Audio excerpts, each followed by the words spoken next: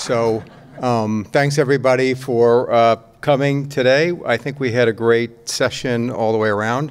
I'm very fortunate that we have one of the developers of one of the just two best approved nitrogen removing technologies here. Pio Lombardo's in the back on his phone. But I give him a shout out just the same because it's so important to get these technologies out in the field.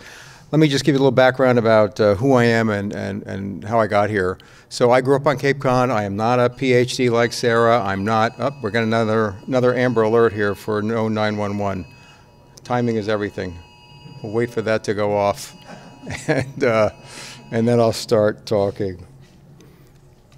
Grew up here, went to high school here, went away, did my career, came back. The pier I used to sit and fish on, it was the color of the water of the chair that you're sitting on, the fabric. And I'm like, what the heck happened? This is disgusting. Pond that I grew up swimming in, closed, cyanobacteria. That's how I got here. That's my passion. Can't let this happen to Cape Cod. How do we fix it? So, you know, first of all, there's an image of how much soaring there is on Cape Cod. Okay, only the black area, not much. Okay, we have a real problem. Soaring would be great. Ted Kennedy got the federal government to say I'll pay for 95% of soaring in the mid-1970s, and being good New Englanders, we said, no thank you. We don't need that money. Go away. We focus on two things at Barnstable Clean Water Coalition.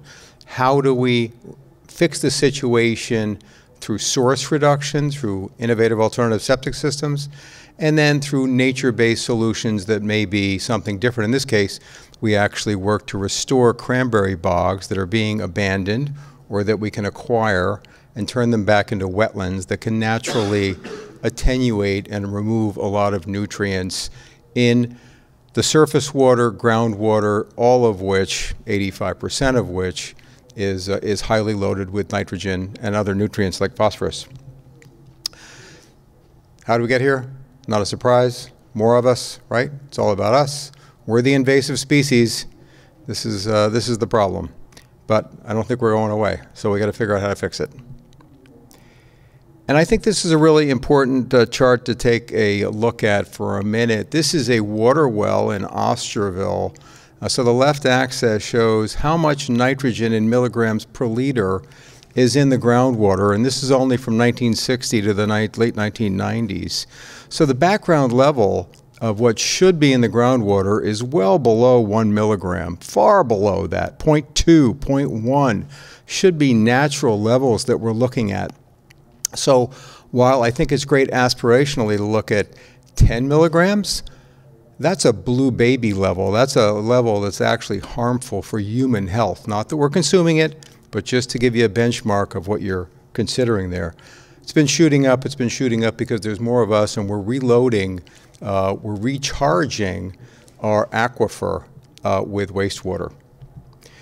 So this is an image of the aquifer. There are a few different buckets, but net there's one really, big aquifer in Cape Cod. And again, probably between 10 and 20% of the recharge that's going into the aquifer is from our septic systems. It's wastewater. That's what we're recharging with. There's about 48 inches of rain on Cape Cod. That's critical, but some of it evaporates, some of it goes away. So recharge of wastewater is particularly problematic. We don't know what all the components that are in the wastewater can do. PFAS. 10 years ago, really didn't know about it, really didn't pay attention to it. We have a lot of partners in the work that we do. We can't do this without partners. We've heard a lot about that today. The nitrogen-sensitive area is a critical first step, but I only consider it a first step. As far as I'm concerned, as far as we are concerned at the Barnstable Clean Water Coalition, everybody on Cape Cod, everybody really in the country deserves to have their wastewater treated at the highest level possible. So we work in the Three Bays watershed. It's 12,500 acres. We've been able to get a lot of partners there because it's a unique watershed. It's the third most compromised area by nutrient load on Cape Cod. Pomponesset is the worst. Wequoyet, actually, the sponsors here, gets the Silver Award for worst water. So we have a water problem. a lot of the water that's compromised actually comes in from the river systems. They're really just big streams on Cape Cod, but those are important sources of load, so that's what we've been looking at studying. And watersheds are incredibly complicated. So this is an image of a sub-watershed map, just to give you an idea of how complex this is. We work with the U.S. Geological Survey, understanding exactly where water goes when it enters the ground. Enormously complicated, and so we want to understand as best we can what that could mean as we roll out and institute innovative alternative septic system technology. But modeling isn't going to tell you the whole story, so there's a couple of great quotes here that you all can read. I don't have to read them to you, but this is particularly important because we can't be slaves to the models that say, oh, it's going to do this or that. The late Dr. Brian Howes, who did a lot of work, who built a very important model, but frankly, it is a dated model. It is not an updated model. It needs to be updated. It actually needs to be changed. But one of the things he said was, it's not the model, it's when does eelgrass come back and grow again? That's the answer to the question, right?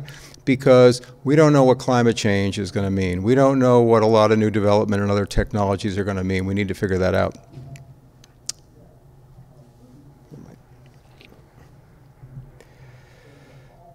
This is the town of Barnstable's comprehensive wastewater management plan. We've got a 30-year plan. Used to be a 60-year plan when I first got involved about 8 years ago, and I said that plan's bad for one main reason, and the fact it will be that it is a 60-year plan. Everybody's dead, so why don't we get a better plan? We have a 30-year plan now. Still too long, okay? And one of the key problems here, as we can see, is only half the town, roughly, is going to get wastewater treatment. So when I've talked to some of the heads of various towns and said, gee, is this how you would design a system to clean the water in the town? The answer would be no, of course not. This is an estuary protection plan. That's what the regulations from the state Mass DEP are all about. Critically important, but let's not kid ourselves. We're not saving or protecting our aquifer, our lakes and ponds to the extent they need to be protected. We need wastewater treatment for everybody, not just some people. And I think that the other thing this illustrates and brings to bear, and somebody brought it up earlier, is we're going to end up with a lot of tax increases as we figure out how to pay for municipal treatment expansion, whether it's sewer or otherwise. My view is unless we can provide something for everybody, the chances are going to be diminished that the entirety of the community will vote for higher taxes on a consistent basis. My understanding in the first increase the town of Barnstable is likely to see tabled will be next year, but I guarantee you there will be more, probably many more. I believe the numbers for this plan would be well over $2 billion, probably closer to 3 at this point in time. And you know what's really fascinating? If you take a minute to think about it, this is a quote from the Wall Street Journal article that came out not that long ago. And it's kind of tongue-in-cheek, but I really think it's quite relevant when you think that in the book of Deuteronomy, a system is described which is basically a cesspool or a Title V system. We're talking about the Bible people 3,000 years ago, and we really haven't changed the technology, honestly. It's unbelievable. That's the technology we use today generally. Dig a hole in the backyard, away from your camp, and cover it up. Not good enough. So we heard earlier from other speakers about Tisbury. I think this is one of the ways that we need to look at the situation. Tisbury's moving ahead, very forward-thinking, forward-looking on regulations. These regulations are outlined here. If your house is sold, if there's an upgrade, new construction, these should be the triggers for when you actually upgrade a system. A system that we focused on is this system. This is so-called nitro system. The numbers look particularly good. And what we wanted to do was pick one system that we could really drive hard and control everything for this project we call a Shubael Pond project, which I'm going to describe to you quickly. This system has some of the characteristics that we consider best in class. There were questions here in the audience before. Relatively low cost, it's modular, it's a relatively low maintenance. It can be monitored in real time. They're all monitored in real time. This is absolutely critical.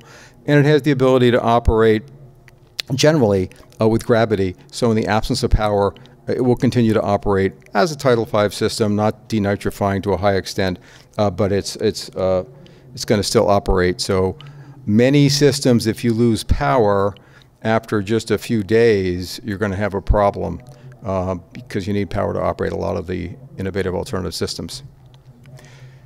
Shubael Pond is a kettle pond, classic kettle pond in Marston's Mills in the town of Barnstable.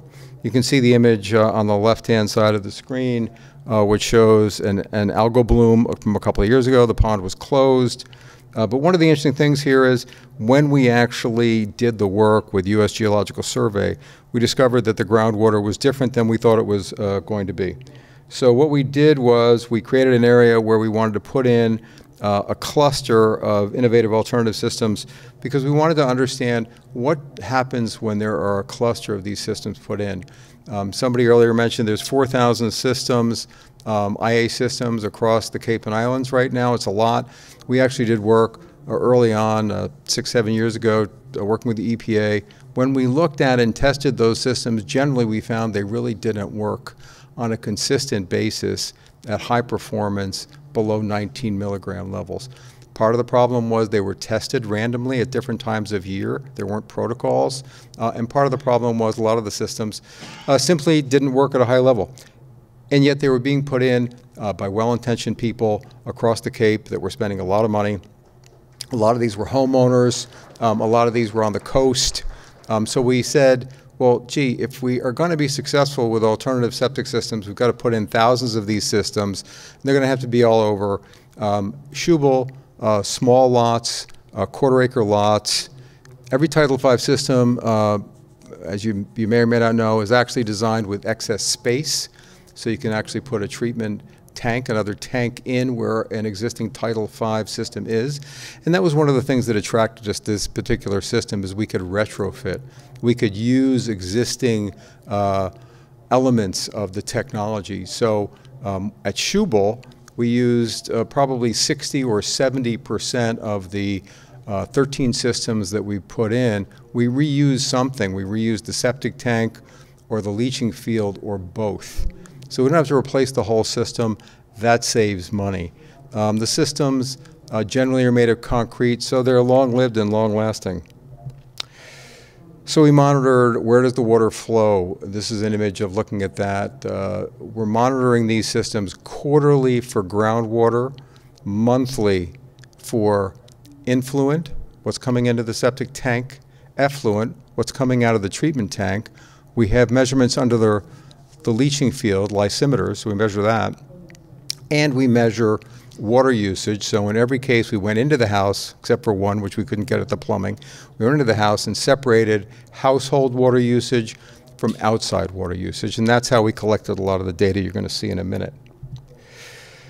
We have monitoring wells around the neighborhood to get baseline data and understand what's in the groundwater itself. So we know that there's between 5 and 11 milligrams in the groundwater right now, but we do and have picked up levels as high as 18 milligrams in the groundwater itself. So very high levels of nitrogen already.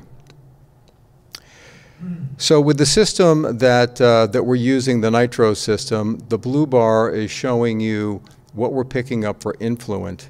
I'm sorry that Leldon Langley left because an important gentleman, very helpful with Mass DEP, but there was a question earlier about some of the data. So, you know, part of the question and part of the work that needs to be done is the models right now that the state use historical data that simply isn't up to date for current situations. You can look at this chart and see that the influent numbers, the state says that number is a 45 number. Find the 45, right? So we're seeing numbers well through 100 all the time. 45 is not a good number for what is actually coming in influent. Now you can see in the bars, orange or brown, I'm not sure what you see for color. Coming out, we're looking at very good numbers. 3 milligrams plus or minus is what we're seeing. So we're really excited about those numbers. And when you plug that into the water usage numbers, we're really excited about these numbers. So this is kilograms per year of nitrogen being removed from these particular systems. So one of the things we tried to do is look at and understand how do we work with systems like this one, like PO system, that can operate under various conditions. I always say on Cape Cod, 7 years is going to be an older couple, 7 years is a family of 6, and for 7 years is 13 house painters. How do we get something that can operate in those conditions and actually still deliver us decent performance? We're excited about this performance. It's pretty good stuff. Where might these systems go? You know, there's a good question about seasonality. And this graphic shows a couple of things. First of all, it shows you water usage by seasonality. So you'll see that, no surprise, in this part of Cape Cod, this is Osterville, about 70+% of the water usage happens between May and September. That's when the people are here. That's when the water usage is happening. That's when the pollution is happening too, by the way. That's what we need to go after. Now, we're actually working with a group out of Stony Brook University that's developed a constant nitrogen monitoring system to understand a question that the gentleman asked in the back, which is, when the snowbirds come back from Florida, how quickly does this system get back up operating again? This particular system, the nitro system, has a one part, which is the air pump, which operates 24/7 constantly. We believe that that gets back and operating pretty quickly because it's operating all the time, but we're going to do work to understand that and answer that question because it's a really important question to get an answer to. So we think that putting these systems around the coastline, close to our water, close to our drinking water wells, close to our lakes and ponds, close to our saltwater embayments, close to any water should be the first line of defense. Sewer is critically important, but sewer is being put in as spines generally pretty far inland. And let's remember, groundwater moves 1 to 4 feet. Usually it's 1 foot a day. So where sewer is going in, yes, it's critical, but it may not actually protect that water body for decades. So we need to protect the water bodies now. They're deteriorating now and quickly. If we do this along the coast, we think it's a great first step for a multi-step solution. A part of it's going to be IAs, and part of it's going to be sewer. What's it cost? This is kind of rough numbers. You know, you can't take me to the bank completely on these numbers, but it'll give you a good idea of what the costs run. This is price per kilogram.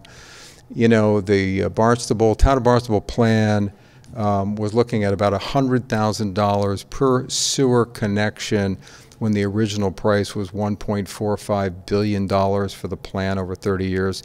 That number with the latest iteration is $142,000 a connection. I talked to Jane Ward, who many of you may know, who said she just got back from a seminar at Stony Brook in New York, and they said Long Island numbers are between $120,000 and $200,000 per sewer connection being built today in Long Island. These numbers are really high. So with alternative septics, we think those numbers can be well less than a half, probably closer to a third. It's nice to see relatively low numbers for some other things like fixing and restoring a cranberry bog, but we don't have enough cranberry bogs to fix all the water. It's limited. But these give you an idea of what the numbers are. But then the number is going to come down to what's it mean for me? Right? How am I going to pay for it? How am I going to pay for something like this? And this is, again, just a schematic to look at some baseline numbers that are or could be. And so for the town of Barnstable, the average homeowner is required to pay $20,000. That's $20,000 for the sewer coming to the curb and another, excuse me, for $10,000 to the curb, and an average of another 10 to hook up from your home to the curb. Could be higher than that, could be lower. 20 on average. With the balance, again, taxes, SRF funding that the town applies for. So we've talked with, and I'll credit Bruce Walton, who's in the audience, a very important partner in the work, looking at how do we finance these things. And these are some ideas that Scott Horsley and Bruce have come up with. If you try to level set and subsidize to equalize, how might we do that? And these are some ideas about how that might work. Some of the good news is there is now a state grant available, $18,000 to upgrade your septic system. But it's not perfect. It's over 4 years, so you'd have to make a certain amount of money to get that credit. And, you know, if your system fails, you might need the money all at once, not over 4 years, right? So there are things that we know we have to do to figure out how to finance these systems at scale over time. This gives you a breakdown of what the costs are. The treatment tank, in this case, about half the cost. The installation and parts, and I'm talking about the septic tank itself, the leaching field. We think the leaching field number, by the way, should come down dramatically. So whether you're using a PO system or this system, right now you're mandated to use a very robust, as far as I'm concerned, oversized leaching field. Over time, I think DEP will allow that to shrink. That's going to save money. We also, in this case, had engineering costs of almost $6,000 per household. Those numbers are far higher than they really should be. We think that number should come down, and significantly. Scott Horsley showed this number before. You know, same schematic on a real cost equation for what does it cost to replace the systems. And again, I think one of the opportunities is, if we do this over time, it took a long time to get to this problem, but if we pick areas and allow a community to upgrade through time, as the system fails, as a house is sold, as somebody wants to put in an addition. We just did some really interesting work in the town of Barnstable. The town of Barnstable has about 27,000 households. There's about 3,200 households currently on sewer. The next $500 million is going to hook up an additional 3,500 people.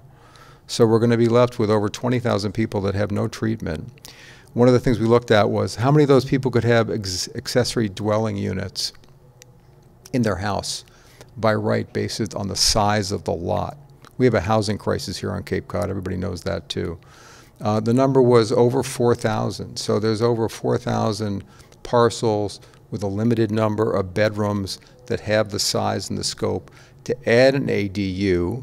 If you added an ADU, and if the town actually incentivized that, the interesting thing is, first of all, the bank will loan you to build an ADU. It's a very good investment as far as the bank is concerned. It's good for the individual because you can either rent it or use it for your relatives. It's great for the town because the town's actually going to pick up assessed value. So even if they give a credit for it, they're going to get it back in a higher tax base over time.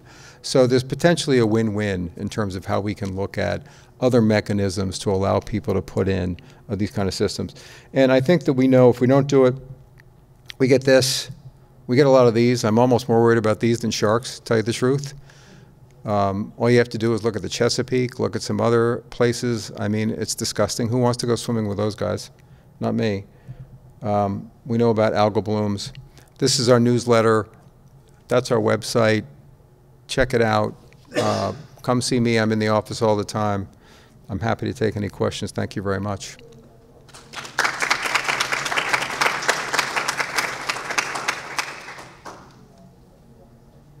Anybody, nobody? Yeah. Yeah, just as a comment on the engineering cost. Yeah. We have observed in other areas that the survey cost becomes a significant component of that, quote, engineering and permitting cost. And what we did years ago in Woodstock is that you can do aerial photography, and there are techniques to reduce that. That's a significant component of it. But you don't do those one at a time. You have to do it in an area-wide basis with aerial photography and ground truthing, et cetera, you know, those things are sufficient. So communities that are really interested in doing this, that's a surefire way to reduce that engineering cost. The survey is really where that's reducible. The basic engineering, and permitting with the boards, that's all.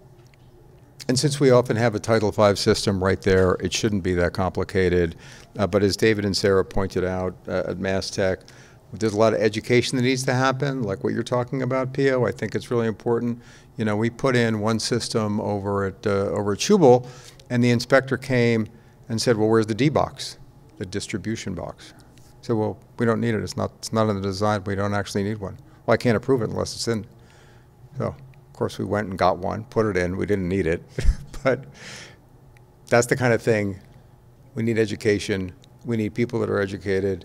Everybody needs to get up to speed. It's going to take time and a lot of effort across the board. Any other questions before we break? Yes, ma'am. I was wondering, I know you are focusing on IA septic systems, but I was wondering what you think about eco-sanitation as an option for somebody who wouldn't be able to put 40,000 forward for the septic system, so as like a small contribution to the issue? Yeah, so, you know, I think that I tried to illustrate on the right-hand side here a situation where there'd be more town subsidy, where there'd be more SRF funding, so where you could allow people who don't have the money to actually afford to do this. I think that's a really important question. It's a really important element. We have to figure out how we can make this affordable across the board. This is not a toy for rich people. This is like something for the community. Jenny. Have you seen a change in Shubael Pond water quality, or is it too soon? I can't remember when you guys put the... No, you know, I mean, the irony here was we were hoping that the water in this area would be flowing into the pond. It was not and is not. Oh. We only discovered that, and that was working with the U.S. Geological Survey. They are the best, smartest groundwater people in the world, in the room. And they said, yeah, it's flowing into the pond right there, no problem. Well, when we did the work and put the water wells in, it's not going that way. It's going the other way. So typically you would see northwest to southeast. In this case, it's going northeast to southwest.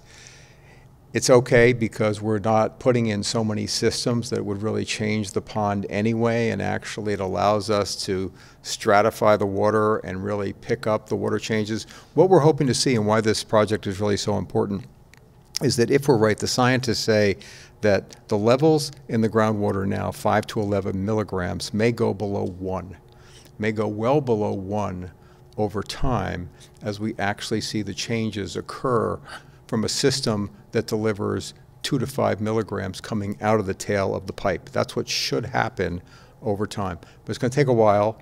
Groundwater moves slowly, but we think that's the gold standard for the community at large to look at these systems and say we need to adopt these systems. It's critical. Sarah. I was just going to add to that.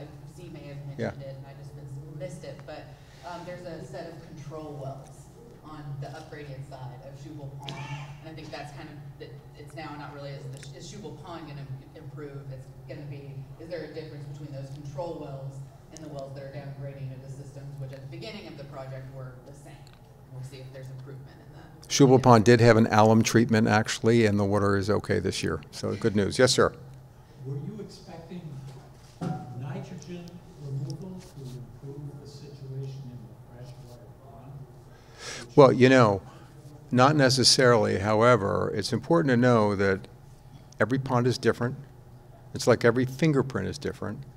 And while the generally accepted indicator is that freshwater has phosphorus-related problems and saltwater has nitrogen-related problems, I think the entirety of this story has more to do about the nutrient balance of those two elements in a particular pond. So some ponds may in fact have nitrogen problems. We do believe that you want to control phosphorus. We do believe that it can be a contributing factor. We actually, interestingly, think that phosphorus doesn't generally travel very far in the grounds of Cape Cod because it binds to iron and manganese, two elements that we have a lot of.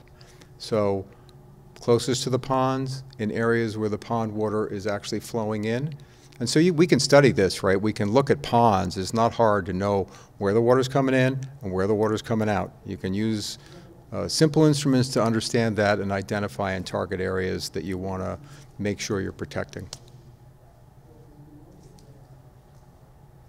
Anybody else? Well, that's it. Thanks a lot. Yeah, thanks a lot.